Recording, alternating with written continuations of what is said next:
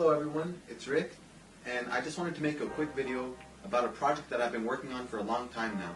But before we get into that, I just wanted to talk about some of my other art. If you've been following me on Instagram or Facebook, then you probably already know that I've gotten into plush making. When I was a little kid, my mom bought me my very first plush. I've had this Sonic plush for about 15 years, and when I was a child, this was my favorite toy. I took this guy with me everywhere, and for a while, it was my only plush. Whenever we went to an amusement park or the mall, I used to see other plushes of other Sonic characters. I wanted those plushes so bad, but they were really expensive. Then I got an idea. What if I could make my own plush? I grew up in the early 2000s, and back then, there wasn't really much info on how to make one, so I just assumed it wasn't possible. Fast forward to the year 2020, and a global pandemic has forced everyone indoors. Over the lockdown, I discovered new hobbies and revisited old ones. Although I'm not a child anymore, I still had the desire to fulfill a childhood dream of mine. So after researching how to make a plush by hand, I got to work. After a few months of sewing, here's what I created. They're made from old t-shirts, so their quality isn't very good, and my sewing skills could use some work. So here we have it, Sonic,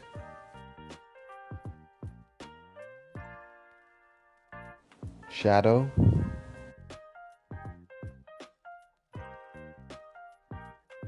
and Knuckles.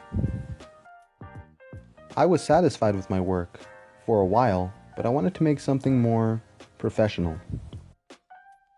So I decided to make some adjustments to my templates, or the patterns I used to trace onto fabric and sew the pieces together.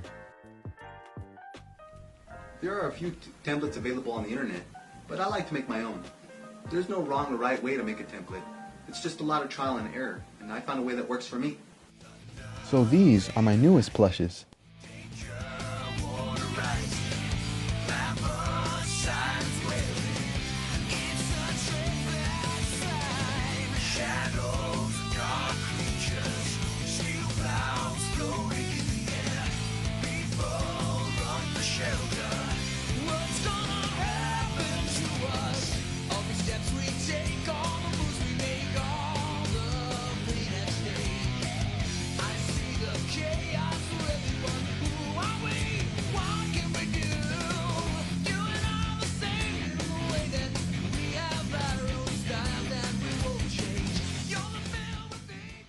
I added wire inside of them so that I can pose them in any position I want.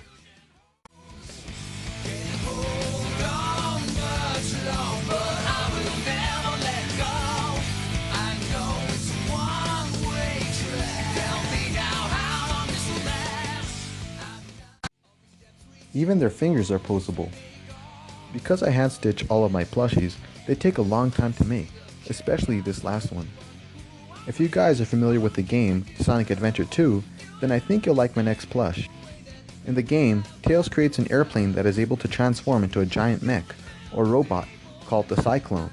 Although the game came out in the early 2000s, it has been called one of the best Sonic games of all time. Using Shadow from Sonic Adventure 2.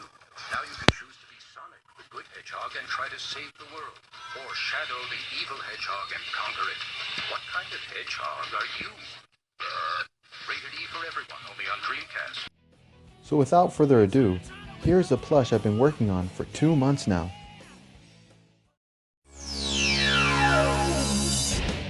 So here's a Cyclone in its airplane form.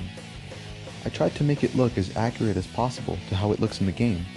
There has never been a plush made of the Cyclone before, so it is the only one of its kind.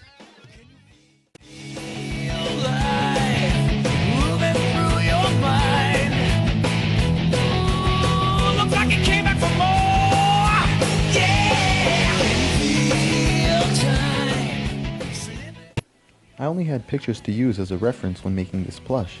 Because of this, there were a few challenges I ran into.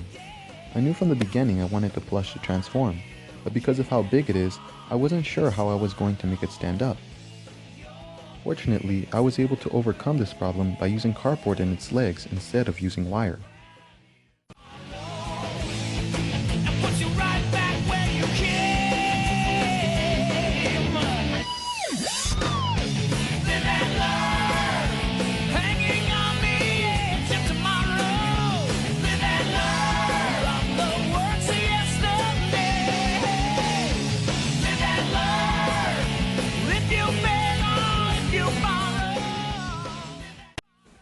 I also wanted the cannon on top to spin, just like in the game, so I decided to use a screw and a washer which allows it to turn around 360 degrees.